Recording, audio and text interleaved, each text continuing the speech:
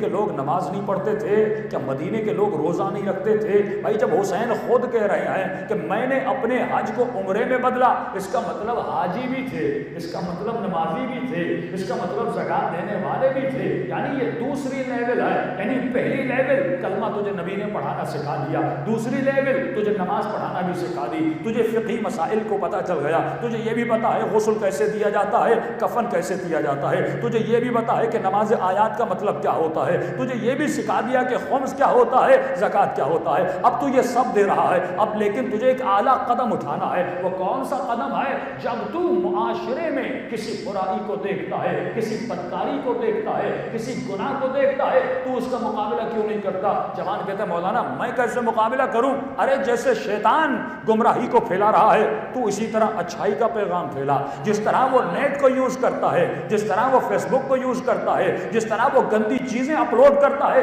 تو اچھی چیزوں کو اپلوڈ کر، جس طرح وہ گندے پیغام کو پھیلاتا ہے تو اچھے پیغام کو پھیلا۔ اگر تو باہر نکل نہیں سکتا لیکن کم از کم نیٹ پہ آواز کو بلند تو کر سکتا ہے، فحاشی کے خلاف آواز کو بلند کر سکتا ہے، اس ملک کی گندی سینما کے خلاف آواز کو بلند کر سکتا ہے، اس ملک میں جو فحاشت ہو رہی ہے اس کے خلاف آواز کو بلند کر سکتا ہے۔ یعنی شیطان حکومت کی لیول پہ کام کر رہا ہے۔ دیکھیے آپ کے ملک میں کن کن چیزوں کو معزز بنایا جاتا ہے، کن لوگوں کو اعزاز دیا جاتا ہے، کن لوگوں کو تمغہ پتہ نہیں کیا کیا دیا جاتا ہے۔ یہ ملک کے اوپر والی سطح سے سازش ہو رہی ہے۔ یعنی وہ شخصیتیں آپ کے بچیوں کے لیے رول ماڈل بنے، وہ اشخاص آپ کی بچیوں کے لیے رول ماڈل بنے۔ یہاں پہ سنگر رول ماڈل ہے، یہاں پہ ایکٹر رول ماڈل ہے، یہاں پہ ایکٹریسز رول ماڈل ہے۔ جب آپ کے بچے میں یہ ذہن ڈیولپ ہوگا کہ یہ میرا رول ماڈل ہے، اس کو عزت حکومت دیتی ہے، اس کو اعزاز دیا جاتا ہے، لیکن اس تصور کو کس نے قتل کیا؟ حسین ابن علی نے قتل کیا۔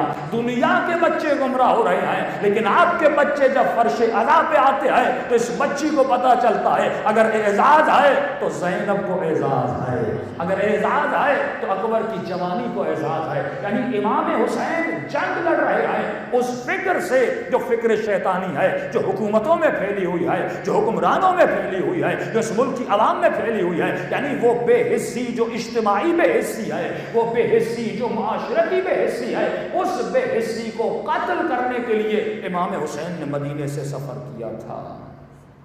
یہ سفر اجتماعی برائی کو ختم کرنے کے لیے تھا۔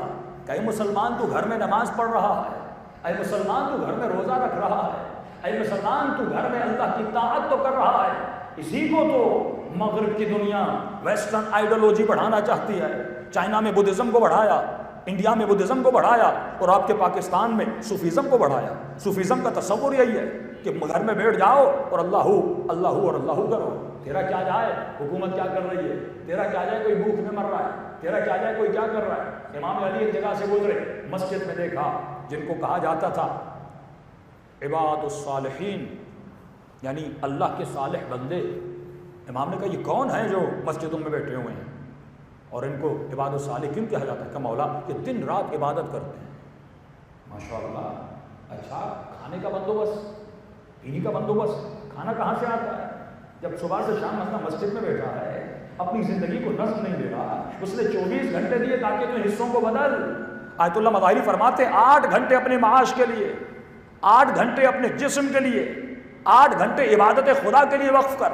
لیکن جب ہم اس رزم کو توڑ دیتے ہیں، ہم معاش کو زیادہ ٹائم دیتے ہیں، گھر کو کم ٹائم دیتے ہیں، عبادت کو کم ٹائم دیتے ہیں۔ یعنی آج ہمارے ٹائم کی جو جس طرح ہم ٹائم کو ڈیوائڈ کر رہے ہیں، 70% آف ہمارا ٹائم کس پر ہے؟ معاش کے لیے۔ باقی بچتا ہے 30%، اس میں سونا بھی ہے، بچے کو ٹائم بھی دینا ہے، بیوی کو ٹائم بھی دینا ہے، عبادت کو بھی ٹائم دینا ہے۔ یہ جب نظم بگڑ جاتا ہے تب امام فرماتے ہیں میرے لال حسن پہلی وصیت، انسان مرنے سے پہلے جو جملے ادا کرتا ہے وہ جملے بہت اہمیت کے حامل ہوتے ہیں۔ فرمایا اتقوا اللہ، اے حسن ابن علی، اے میرے لال، میں تجھے تقوی خدا کے لیے رغبت کے لیے بولتا ہوں، وَنَظْمِ الْأُمُورِ، اور اپنی زندگی کو نظم دے۔ جب تک یہ نظم نہیں ہوگا تمہاری زندگی میں تب تک تو انسان کامل بننے کی صلاحیت پیدا کر ہی نہیں سکتا۔ جب معاشرہ ایسا بن جائے، کیوں جب معاشرے کے معیار بدل جاتے ہیں، جب انسان کی فکر بدل جاتی ہے. امام حسین کربلا میں تمہاری فکر کو صحیح سمت دکھانے آئے, تمہاری فکر کو صحیح راستہ دکھانے آئے. یعنی حسینی وہ نہیں ہوتا جو ماتم کرے, حسینی وہ نہیں ہوتا جو مجلس میں آئے, حسینی وہ نہیں ہوتا جو جلوس میں آئے. حسینی اسے کہتے ہیں جو حسین کی طرح سوچتا ہے.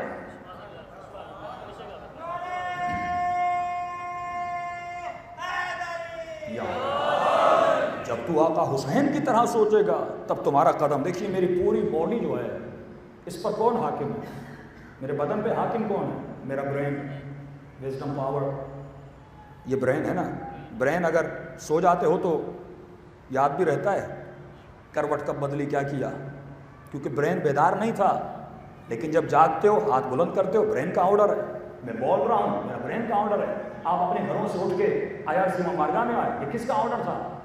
آپ کے برین کا آرڈر تھا. اس کا مطلب یہ بدن کس کا تابع ہے؟ آپ کے برین کا تابع ہے. تو مولا اسی برین کو سمجھا رہے ہیں, حسین اسی فکر کو جگا رہے ہیں کہ اگر اس کے سوچنے کا سلیقہ طریقہ بدل گیا آٹومیٹیکلی اس کی باڈی وہی کرے گی جو حسین کرے گی. ان الحسین مصباح الہدی, یہ مصباح, یہ چراغ ہے. تجھے اس چراغ کے نیچے اپنے برین میں سوچنا ہے, اس چراغ کے نیچے اپنے برین کو استعمال کرنا ہے. یعنی اپنے دماغ پر حسین کی ولایت کو حاکم کر, اپنے وجود پر مولا علی کی ولایت کو حاکم کر. لوگوں نے ہر تصور کو محدود کر دیا اور شیطان آپ کو محدودیت کی طرف لاتا ہے. حسین ابن علی آپ کو لامحدودیت کی طرف لے جاتے ہیں. اس جملے کو اگر آپ سمجھ گئے کہ شیطان اور دنیا اور یہ زائنسٹ لوبی اور شیطانی طاقتیں, جس کو آپ دجال کہیں, سفیانی کہیں, نام بدلتے رہیں لیکن تصور ایک ہے, یہ آپ کو کس شے کی طرف لے جاتی ہے؟ محدود. مثلا ابن سعد آ, ہم تجھے رے کی حکومت دیں گے. اس کی نگاہ کو فوکس کروایا کہاں پہ؟ رے کی حکومت پر. اب اس کے دماغ میں رے ہے. اب حسین اس کو یاد نہیں آ رہا, اب اس کو یہ نظر نہیں آ رہا کہ بچے قتل ہو رہے ہیں, اب اسے یہ نظر نہیں آ رہا کہ خیمے جل رہے ہیں. شمر آ, تجھے پیسے دیں گے. قاضی شرح آ, تجھے سکوں اور درہم دینار دے دیں گے. اس کی نگاہ جو ہے محدود ہے. لیکن آؤ کربلا میں امام کیا فرماتے ہیں؟ فرماتے ہاں دنیا میں دنیا کی لذتیں بھی اللہ نے حلال کی ہیں, لیکن اے مومن اس لذت پہ نگاہ کو فوکسڈ مت رکھنا, کیونکہ اس لذت سے بڑی بھی ایک لذت ہے جسے آخرت کہتے ہیں. ہاں دنیا حسین ہے, میں نے بنائی ہے, ذرا حسین ہے, میں نے اس کو مزین کیا, تمہارے لیے زینت میں بدلا, اس میں حسین چیزیں ہیں, یہ کافی اٹریکٹیو ہے. لیکن اے میرے بندے یہاں پر محدود نہ ہو جانا, میں نے ایک اور اٹریکٹیو کائنات بنائی ہے, میں نے ایک اور اٹریکٹیو ہستی بنائی ہے. یہاں میں تجھے صرف چکھاتا ہوں تاکہ تجھے پتا چلے لذت کیا ہوتی ہے, لیکن یہاں کی لذت کو میں نے محدود کیا, یہاں کی زندگی کو محدود کیا, یہاں کے مال کو محدود کیا, یہاں کی نیند کو محدود کیا, یہاں کی خواب کو محدود کیا, یہاں کی کمائی کو محدود کیا, یہاں کی زندگی اور عمر کو محدود کیا. لیکن ایک اور زندگی ہے, جب تو اس کو چکھے گا اور تجھے پتا چلے گا اس کی محدودیت میں کتنا مزہ ہے, تو تصور کر جب یہ لامحدود ہو جائے گی تو کتنا مزہ ہوگا.